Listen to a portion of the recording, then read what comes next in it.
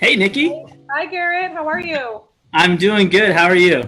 I'm good, thanks. Enjoying. So I guess we should. I think a few people have seen me and seen me on the lives in the community and outwardly. But as a reminder, my name's Garrett Bowles. I'm the Southeast Regional Manager for ONEHOPE Wine, based here in Atlanta, Georgia. And I'm excited to come live at you again at Wine Wednesday with my colleague, Nikki. Hey, everybody. This is my very first Wine Wednesday live. I'm very excited. Nice to meet you all.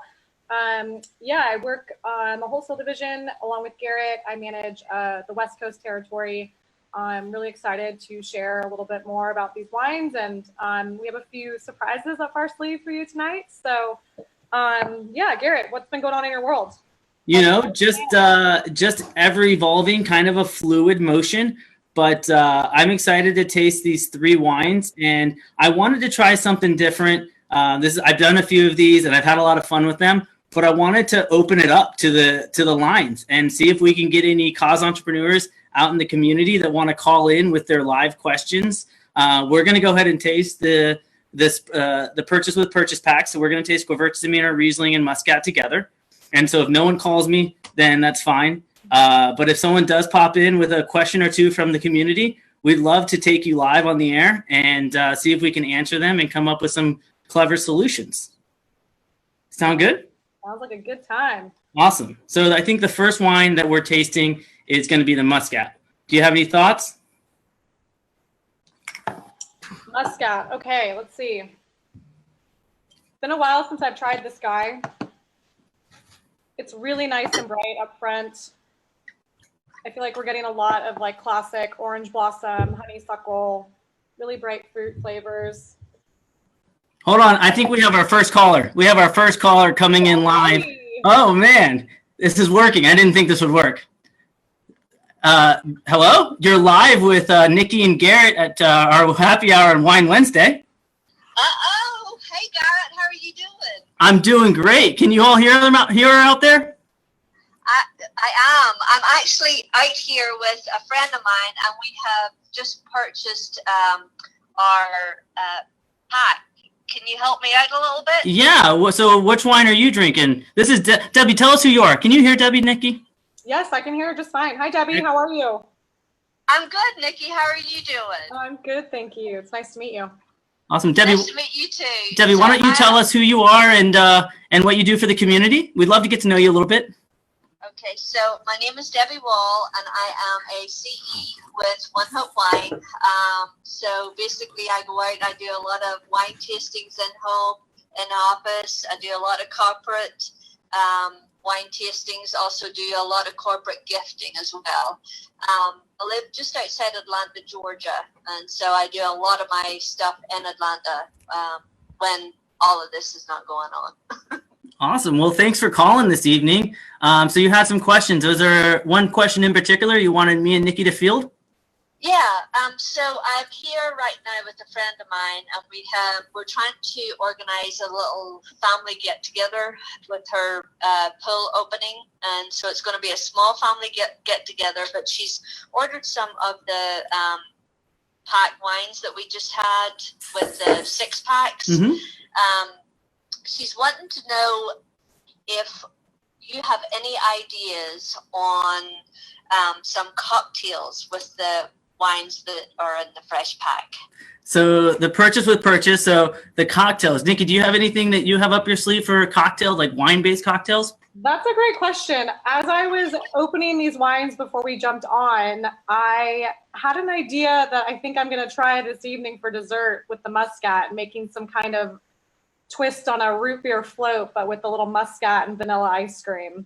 But Garrett, I feel like you might have been working on something today. I've thought about this a little bit, and actually I love wine-based cocktails, specifically for the pool and day drinking, which are two things that you brought up, Debbie, because they're a little bit lower in APV or alcohol by volume.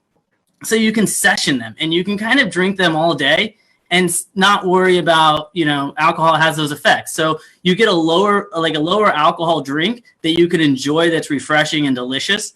And then I was brainstorming, and this is going to throw off our whole tasting pattern, Nikki, but that's fine. We're going to have fun with it.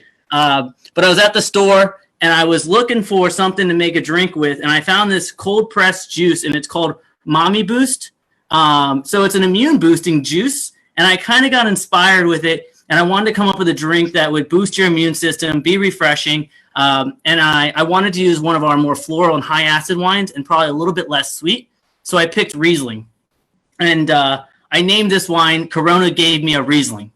And so what I did is I used a little bit of a Riesling, probably 60% of our Riesling, and I have one of these great ONEHOPE thermoses, so perfect for the pool.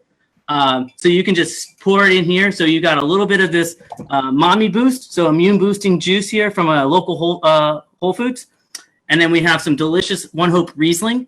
And I put a touch of Campari to kind of balance out the bitterness. And you can shake it and pour it, just drink it straight up. It's really, really refreshing. It's got some herbal notes and floral notes. But I have a little coupe here that I'm going to kind of pour it for us. And you can see the beautiful color that comes out.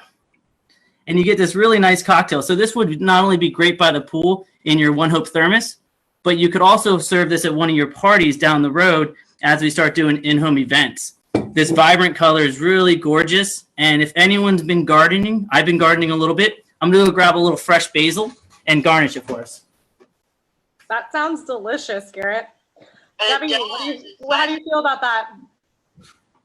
So, Debbie, what did you have a thought? It sounds amazing, Garrett. I definitely want you to post that recipe for that. Yeah. It sounds amazing. So I have just a little basil sprig here, and a little secret to making basil more aromatic and more delicious in your drinks is if you spank it a little bit, you'll actually release some of those oils, and it can make a perfect little garnish right there on top. And you have this nice little summertime sipper, perfect in your ONEHOPE thermos, using our ONEHOPE Riesling, a little bit of immune boosting juice, like cold pressed juice, and just a touch of Campari to kind of give a little touch of bitterness. Sounds like a fabulous summer cocktail. Oh, it's delicious. Absolutely. Thank you for calling. We're going to go back to our conversation, and we'll catch up next time. Okay, Debbie? Okay, Garrett. Thanks very much. Debbie. Yes, ma'am. Bye. Bye. Cheers. That was great. That was great. So I'm excited to hear about how that root beer float turns out. My little Muscat float. Yeah. Not really a cocktail, more of a dessert, but that was it's so hot here today. It was the first thing that came across my mind when I popped it open. When I thought about Moscato and pairing with it, and it's like, my girlfriend says when I cook with bacon, I cheat. And it is kind of cheating. It's kind of like adding basil to a cocktail. It just makes everything that much better and more kind of interesting. But sweet and salty is something that I lean into a lot. And so with that sweet and salty component, I love to just kind of find some nice slab bacon and just kind of cook it nice and slow and get crispy slab bacon. I feel like bacon shouldn't be left off charcuterie boards. It doesn't need to be served for breakfast. It's perfect for everything all the time. And so a little bit of our North Coast Muscat and some crispy slab bacon is wonderful. I'm into that. I'm going to try that tomorrow. Very nice. Delicious. All right. And just a reminder out there in the community, the lines are open. If anyone else wants to call in, we'd love to hear your questions and see what you have to say. I'm really enjoying the interactives. And so the next wine is going to be Gewürztraminer. All right. Our lovely Monterey Gewurztraminer. I'm really digging this like cool climate white lineup we have here. Yeah, that's the aromatic whites, right? I think when this was put together, nice it was meant for summertime. Great transitional wines for this time of year. We're heating up across the U.S.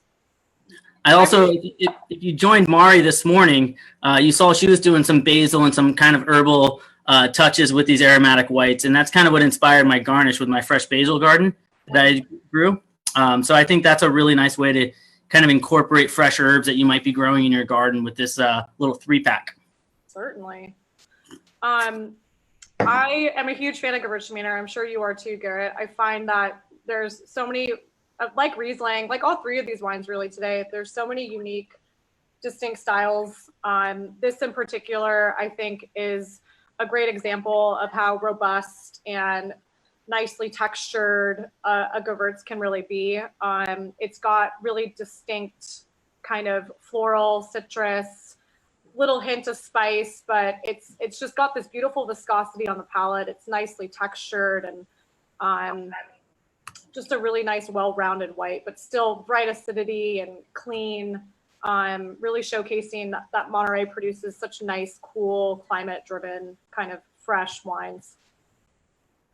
I can't agree more. I think of like Gewürztraminer as that wine that takes people that drink nothing but Chardonnay and you want to show them something that's a bit more expressive.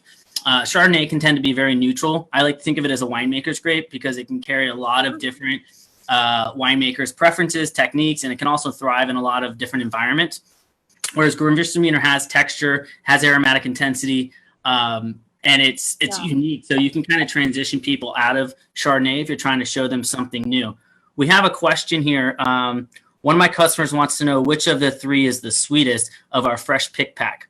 So I think Moscato, we could probably as a pretty easy answer. Yeah, definitely. I think the Muscat shows the brightest fruit, definitely has the highest amount of sweetness content, but still really balanced. So do white wines, we had another question. This is great. I love the interactiveness. Keep them rolling. Do white wines need to breathe like reds? What are your thoughts there? That's a good question. I don't know what the official answer would be. Garrett, I'm sure you do. I would say certain white wines that have heavier tannin structure probably do need to breathe like reds. I would assume that it's not necessary for the length of time that you're going to get with really big, powerful reds that have intense skin contact. But certainly some, more powerful varietals like Chardonnay, might need to open up. What would you say? Yeah, I think the concept of oxidating white wine probably isn't overly necessary. It will evolve in your glass, but it'll evolve much quicker. But what's interesting is white wines will actually develop color with age, and red wines color will fall out a little bit. Mm-hmm. So as a Chardonnay ages, it'll actually go from platinum or silver to kind of a golden hue, and then as red wines, they'll start kind of dark, inky, purple, rich, depending on varietal, and then they'll actually lose and move towards more of a bricky color. So the only time I would probably not necessarily aerate, but maybe decant a white wine is if some sediment has fallen out and I want to move through that. But most of the time, you're not going to necessarily get a better product after it opens per se, but it is fun to watch it evolve in the glass. And I think the glass is just fine for that kind of moment. Great question though. Yeah, really great questions. Keep them coming, guys. This is fun. Over here. Great. So Gewürztraminer, I think, one thing is it can be intimidating. I think that's as being a cause entrepreneur, one of the privileges you'll have is to take people on this journey and show them something new. So by doing that, everyone's heard of Cab and Chard, and of course they're comfortable wines, but you can introduce them to something that's equally delicious and something that they probably weren't expecting. And that's also what's great with the purchase with purchase kit is it allows you to kind of try something new without the huge financial burden. So great price, great value. And I love that. Giving you a fabulous introduction to three wines that have such storied legacies. They all come from extremely old wine regions, and they're not something, like you said, that you're going to see every day on your local grocery store shelf. And the fact that you can add them on as a purchase with purchase just gives you a great entry into exploring them a little bit more. Yeah, it's one of the privileges of working for a winery. You get to try a bunch of new stuff. I got another question in the chat box over here. Is it okay to pour white wines over ice, or is it frowned upon? I need to grab another glass for my Riesling because I have my cocktail. I'll let you handle that. Okay. Full disclosure, I do this all the time. Garrett might disagree because he's a certified sommelier, but when you have a 90-degree day like we do here in California, if my white wine needs to get a little bit cooler, I have no problem putting an ice cube in a glass. Sure, but whatever floats your boat. I can't agree more to that. And I even, I had a happy hour with Stefan a few weeks back, and he was telling me that in Italy and in France, they would use crushed ice and pour sometimes Prosecco or Rosé over crushed ice. And, that's tradition of thousands of years. So if the French are doing it, then we can do it too. Yes, basically is how I see that. And wine is built to be enjoyed. So if tradition or culture tells you a way to enjoy a wine and you taste it that way and you don't enjoy it, but you find your own way, then that's how it should be enjoyed. And I truly believe that. That's a great point. That's very true. So I'm on to the Riesling. Yes, let's discuss. Also, I have a question for you, Nikki. We don't get to just drink often. How do you cook your bacon? Since I made that bacon with the Muscat. Ooh, so I cook my bacon in the oven. I knew I liked you. Yeah, I mean, I might get some points taken off my answer right now though, because I don't like the mess it makes on the stove, first of all. But I think it crisps up the best in the oven. So I can't agree more. I think if you cook the bacon anywhere outside of the oven, you probably haven't tried to cook bacon in the oven. It's better. It's just simply better. All around a better situation. Yep. Once you go bacon in the oven, you don't go back. Yeah. And I was gonna try to help you, but you're already there, and I'm glad to hear that. Bacon aficionados over here, Garrett. Mm-hmm. All right. What do you think about this little Riesling? Goes good with bacon. Just had a bite of bacon, a little bit of all Riesling. three varietals, a little bacon pairing, bacon tasting. Again, it's cheating. Bacon goes good with everything, and it gets left off charcuterie boards far too often. And you can make it for breakfast, and then when you have a wine party in the evening, bacon doesn't have to be hot either. It's another hack. Everyone, let it be cold. Let it get room temperature. It's just like it's great. Delicious. It's beautiful. But I love it. So one thing I think Riesling has that is unique to its varietal is it's so diverse. Mm-hmm. So Riesling can be sweet. It can be dry. It can take you around the world. It likes cold climates. It does really well there. And it always has high acid, and it's a high aromatic wine. So the wine jumps out of the glass. Yeah, I agree. And it's a food-friendly wine. Riesling is probably one of the most distinct, but also like most fun varietals to explore. It's so often categorized into one box. And I think that, like you just said, there's so many different ways of producing Riesling. You see so many different types out there. And this one in particular, I think, is a beautiful expression. It really kind of jumps out at you at the nose. There's a lot of that kind of like old world influence. You're going to get some of that like petrol and earthy kind of notes to it, but it's really vibrant, beautiful acidity, lots of fruit coming off the palate. And I'm just getting like a touch of sweetness on the end. So I find it beautifully balanced. I would drink this all day. Yeah, I think out of the three, if I had to pick a favorite, this is definitely it. I made a cocktail with it, and I think it's beautiful on its own. And I think that Riesling gets a bad reputation in America because everyone thinks it's going to be this super sweet wine. And it can be. It certainly can be. And it can be very delicious as a sweet wine. But then you taste a Riesling like this it definitely has residual sugar on the palate, but it's not sweet per se. Mm-hmm. It's got a crisp acidity that balances. It's almost like champagne a little bit, where you have some sweetness up front, but then the acid at the end kind of wakens up your palate and it wants you having another sip. And I think that's where wine finds its balance. And this wine crushes it for me in that component. And I would have to say Riesling is one of my it's one of my favorite varietals to kind of enjoy and drink. It can even come sparkling sometimes. It's so diverse. Wow. What would you want to eat with this besides bacon? Yeah, but could I do an arugula salad with like blue cheese and bacon on it and like a little vinaigrette? Well, if we're thinking about summertime, working in that summer bod, we got to have a little salad, get some vegetables in there. Yeah. People have a hard time pairing vegetables with wine because of some of the green components. And I think this wine with the acid can carry along with a lot of kind of summer salads. Grilled watermelon with a little bit of salt would be delicious. So I just think about this wine and I think about being outside and the acid on the finish, just again, my mouth is watering for another sip. Same here. It's an amazing. Nailed it with that description. Wow, awesome. Well, I think it'd be silly to get together and drink and talk about ONEHOPE without talking about being rooted in purpose and our impact.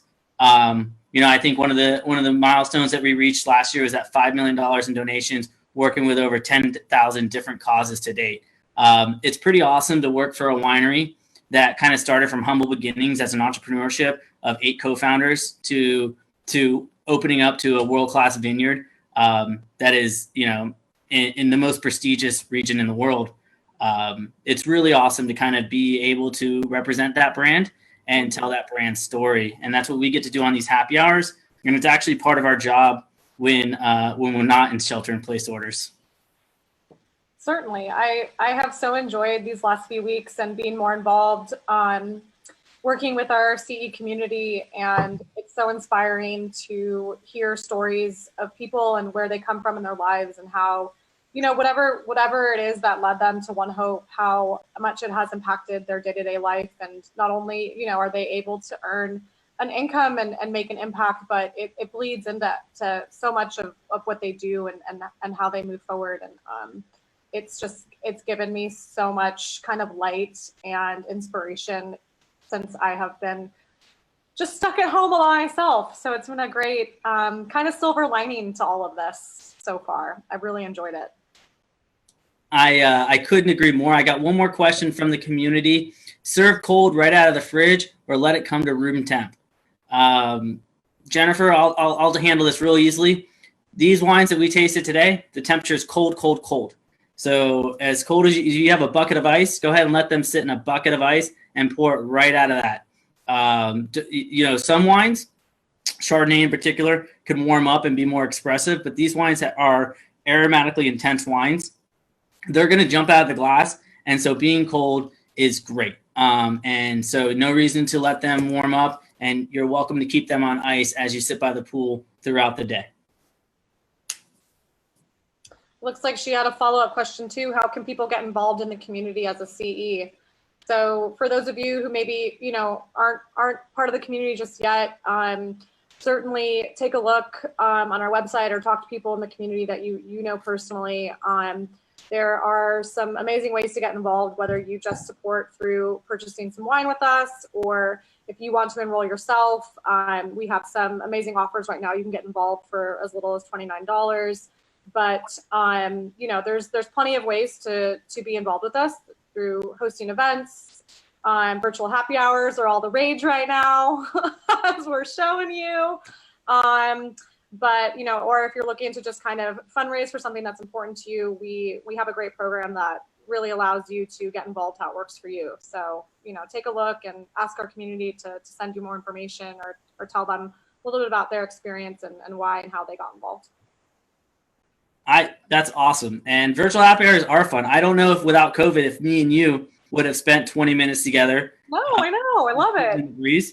And we've come to consensus that the best way to cook bacon is in the oven. Yes, always. Right? So I have one more question. What do you call the end of the bread? Like a loaf of bread. Like a loaf of bread? Yeah. I think I just call it the end piece. I don't know. The end piece. What do you call it? Well, the most common word in America is the heel. I call it the butt. I don't call it no. I've never heard of either of those. Do you use it? I use it, of course, okay. But I always just call it the end. Yeah, well, maybe it's a Southern thing, but we like to have the middles. I've even seen people turn it inside out so that they don't see the end piece. No way. Yeah. Oh, interesting. Yeah. All right. Well, and well, thanks for jumping on and talking with me. I think that was a lot of fun. Yeah. Great. Cheers to Corona gave me a Riesling. Cheers to Corona gave me a Riesling to drink today. Bye, community. Bye, Facebook. Bye, everyone.